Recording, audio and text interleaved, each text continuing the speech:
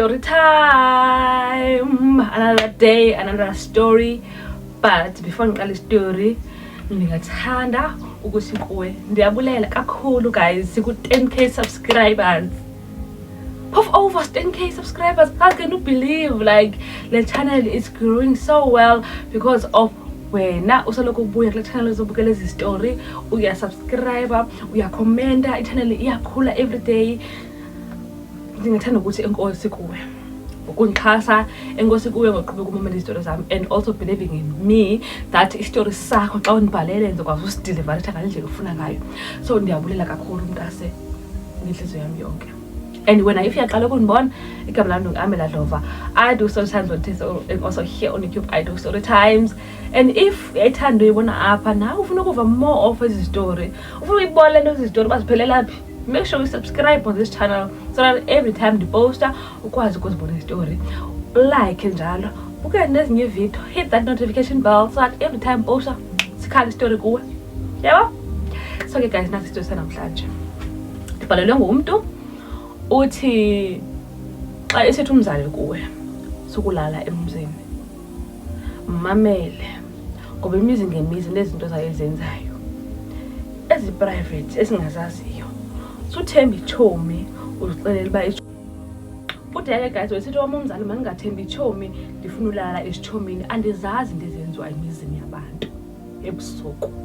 Unanqombayo sokumama uyanibonela mana understand ba ngingathufuna la kuchomi yami uthi ndiyayithemba futhi ndiyayithanda. Uthi le chomi ke saqhubeka sachoma la ngekho ngqaki ke uthi ayichomi nje esmart ngumuntu nelakhi nasesikolweni. Uthi naxa siphuma nje esikolweni ngaphandle ngumuntu nelakhi uyathandwa ngabantu uthi wengathi nje ngumuntu onewoza. Uthi ke manje ndilapha icanga kwakhe ndiyichomi yakhe ndiyamsupporta kuyo yonke into endawo siyasupporta futhi siyathandana nje. Uthi kwenze ngale mini ndizixelele mba wathi ndizawuhamba ndolala kulo chomi mina ngumama ngobusuku akekho uhambile baye kwinto zecawe. Ndazixeba ndihamba ndolala kulo chomi ngumama understand ba waye ngazofuna ichomi yami. Uthi ke sahamba ngobusuku ndalungisa into zami yonke into ndalungisa ekhaya ndahamba ndolala kulo chomi. Uthi fika kwami phafike uThomi ke uhlala nomakhulu wakhe. Ndifikela nomakhulu wakhe, makhulu ke kuthiwa unobele bathanda abantu ke uthi hayi ke sifike nomakhulu ke abesixeba hayi nalo lapha nozibani nobabini lo mzi banobele shem awamama into leba ngiba angafuni ndizohlala kulo mzi ngoba mama lapho anothando nje. Uthi nyane ke ube sebusuku sibukele iTV sibukele iimovies noThomi ebe kwasibukele iimovies uthi nje sifunde ke udekeseke phakathi. Uthi ake siyolala ke ngoku uthi lanto yoba uqhela ngale emzini anawo uthongo ndinqinqile nje ebhedini nje ngephezulu uThomi lele kuyakhe ibhedi uthi zizela room ubona ba like kukho ibhedi ezimbini ibhedi zibeyi2 uthi ngilele kweyami uThomi lele kweyakhe. Uthi nawe ubuthongo undihleli uthi hey ubethe pha o12 Thomi ndiyambomba ulele yakhona nje uthi ubethe pha o12 ndiyeva manje ukho umuntu othethayo ithetha ilanguage engayivayo uthetha like ingathi udlula lapha sefesireni ngosifesireni le room abalala kuyo i-close like kwindawo onokwazi uhamba kuyo uzulazula lapha endlini. So lo muntu wanegqitha apha kule fesiri ye room le bakuyo. Uthi aqoma unoma ngubalo ebusuku exesha uma negqitha apha ngathi umuntu lo uchelayo uthethayo uyachela. Uthi yakobe xa kakobayo ugogo waphayana uyacela athi hayo noma gogo unoma mhlambe khona ivileyo umoya omdaka ebangeba makachele ebusuku okanye kwenzeka ntoni. Uthi the next thing uthi xa ngijonga lamagogo mina kukho abantwana ababini ahamba nabo phana baboni ebusweni ingathi nje bombathile into ezimnyama abakubambona nalogogo lapha phakathi nendawo. Uthi bayazulazula manje bebuya uthi ndikhubele festireni ndimashekela naloba logogo uyathakatha okanye logogo uyachela kube sivinto emdaka.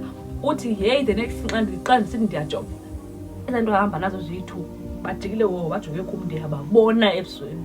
Uthi ayenge ngobantwana yayizinto engazaziyo basinjani ebusweni zinendlebe ezitsoro zimbi ebusweni. Uthi ndiyabona ukuthi bayengobantwana bakothi koloshe mos aba. Uthi ndaqala apha ngokuma ngathi ngikwazi ukuphefumula. Uthi ndahlala phansi ndawa phansi uthi uyaguqa ikhetini yathi so ikhetini.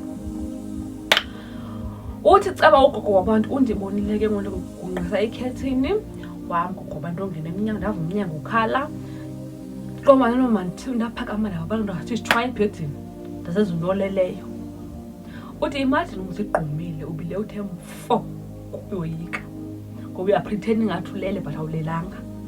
Uthi wafika kwabantu wavula umnyango wakwazi ukuTommy Anonymous wathi zibani nilele na apha. Uzibani Anonymous uyahona dalo welele yena. Uthi akwazi mina Anonymous uhleli intombi. Uthi ndithule kokuqala alakho kwathi ndiyakwazi uhleli intombi qha bendifuna nje sithethe. Uthi yaqala apho kwihathi yam upounder bayo unongama sithini iyo ndizawufana namhlanje iyo ndithini. Uthi yonke into amanenzeka fast yonke into yangiconfuse ingathi le into andiyibonanga ingathi ndiyibonile. Uthi andiyazi nje uthi wavuka ke noTommy Anonymous bese vuka ke besithi masambe ugogo yasibiza baba ke bahamba bafika bahlalela lounge ke. Wala gogo ke intombi xa uchaza ba ubone intoni. Wena masayi ndibona nje wena uzulazula uchela nje akho ndithini. Udaqoma lokuchaza mbani mina ohili because ingqondo yami ngoku ilesiphithiphithi kathi nalena ndiyibonile kathi ndiyibonanga. Uthi ngathi hayi ndibona nje uchela andibonanga nto. Uthi wena magogo usho ntombi. Uthi wathi yena hayi gogo ndisho wathi ngoba ndiyayazi ba ubonile abafana bamamba babembeni yamana. And ke lonto uzokwazi ba uphume nayo ugcwalise ilali. Imfihlo yalapha ekhaya. noTommy yakho le uyayazi lonto le. Basebenze lapha ekhaya basiphathela imali futhi basenzele nezinye izinto sesifunayo lapha elalini. So wena awuzukwazi uyichaza ke lonto leyo. Une option ezimbili. Uyakuzikhethela ke ntombi. It's either wena ufanayo lemfihlo yethu usebenze naye kanye nathi ngoba sebekubonile nabo abafana ngoku. Usebenze nathi sakuphatha kakuhle nje. Isifana ungahlala kowenu but uzawusebenza nathi kuzo zonke into esizenzayo. Okanye wena uhambe uyochazela umama wakho nihambe nochazela labanye abantu. Kodwa uzuyazi ba ayizuphela imini wena noma wakho nisaphila. Uzugqubuka kwabantu waphakama wathi bhayi lakho kuba abantu abadala ufike benebhayi wathi bhayi lakho ugogo wabantu wakho wahamba uthune erumini yakhe. Uthi ndajonga iTommy yam ndathi izandla wathi izandla uTommy ndaqomba hayi ndijonisa ubuthakathi ke ngoku. Unathi Tommy how come ba uvumela ugogo wakho ba athi mina mandihlale kwinto zakho wena nakhandifuna ubona into zakho number 1 khandifune uhlala apha kolulala apha unguwon convince and mama benqandile kolala emizini nguwon convince. Tommy uzokwenza njengoko. It's not a big deal wethu uzawuziqhela izinto into na uTommy ngayingena ngathi into yami yokoyika. uTommy yaphruthka yabe erumini yayo yathi xa udubile konto ngumstress uzerumini zolala uthatha ngayekusema. Uthi just imagine ucelwa indaba ezingaka uthi gqokuthiwa mawulala gqokuthiwa ungachazeli into. Uthi ayindim lo obusuku andelelanga nje egqumile ezingubeni ndibhala WhatsApp efonini manje ndimcima ndibhalela umama wami ngoba ndiyamceba mina ndijonisa ubuthakathi but ndiyacinga at the same time ba ndayisenda le message ingathi bazawuyazi ababani ingathi bazawuyazi baza kusibulala nomama. Uthi hayi ke kwasaphandle ngambhalela umama imessage kwavuka ekseni ke uthi enye izinto ngizokwazi uzichaza ngokunobala because ndifile ingathi ndoyikise nempilo yami. Uthi kodwa savuka ekseni la gogo wasixelela yonke yonke into uba mina mambevere awe bakwenzwane apha ekhayeni. Uthi kodwa ezinye izinto ezenziwayo apha ndandibona izinto zokuthakathi because kwakufuneka ba sihambe nezi zinto ebusuku caba sihambe imizi sithunywe ngulogogo sihambe senze ukuthakathi. Uthi I still remember eminye yemizi sahamba kuyo sathunywa ngulogogo kuba sihambe nezigogo ezimbini ba siyofaka inja emzini wabantu. Uthi safika sahumba kulamsa kumembini kwendlu safaka inja khona. Caba ke kulamsa kuphinde kulungento kwakumane kusweleka abantu abantwana bayeka izikolo abantu bexhuzula. Uthi sakuphinde kulungento kulamsa ndayiqonda from there bayinto sayenzayo ngoba busuku. Uthi mna eveke kuba ndiphindele ekhaya ndandi etha ezonana normally ongenzanga nto nani nomvandedwa. Ndizibuza ndiziphendula yangathi umama xa njongile ngathi uyayazi lento. Uthi ndandisendiyazi ke uba mna ngobusuku qho ngo12 ndiyavuka ndiyahamba ndengiloTommy yam ngoba lo ufuna yasenze lo msebenzi. Uthi zange ndikhwele izinto eziflayayo okanye ndidisappearishe but yebuthakathi straight obya ngoba kwakufika loTommy yam kwakufuneka ba xa siya kule mizi sihambe singanxibanga sihambe sisiya zonke ezi activities. uthi ke into ake guys uthi into eyayindihlukumeza lelo uba umama engathi uyayibona le nto ndiyenzayo then esazelayo yonke izinto zomoya omdaka ndizenzayo. Uthi yaqhubeka manje nomama esithume esenza izinto zomoya omdaka. Uthi abantu apha elalini sibahlukumeza, abanye bemkelwa zizisu, abanye bayasweleka. Uthi ngabakhwetha bayasweleka, kuthunywa sithi sebakhwetheni sifike sishiye something xa siyobutha abakhwetheni kanti ayazazi uba laa nto siyishile ifuna iafekthe umkhwetha. Uthi babarongo abantu elalini, bonakala abantu elalini ngenxa yethu. Uthi umama wam ke wayengumntu onamaphupho kakhulu. Uyemane ndibuze ngezinye imini athi, mntanam, ndiphupha ingathi wena ujone ii-forces zobumnyama. Uthi andiqoma ndiphike ndithi hayi andazi nto mama, andazi nto. Uthatha umama sizawuhamba siye ecaweni ethile ndiyokuhlamba, ndifile ingathi ukho lo moya omdaka ugubungelayo. Unandiyiphika ndime nyawo. Uthi uba kuye wecaweni mna ngaloo mini leyo ndawuzolisa ndizulise andibonise ndingekho sendifikile because ndiyayazi into endiyifihlayo.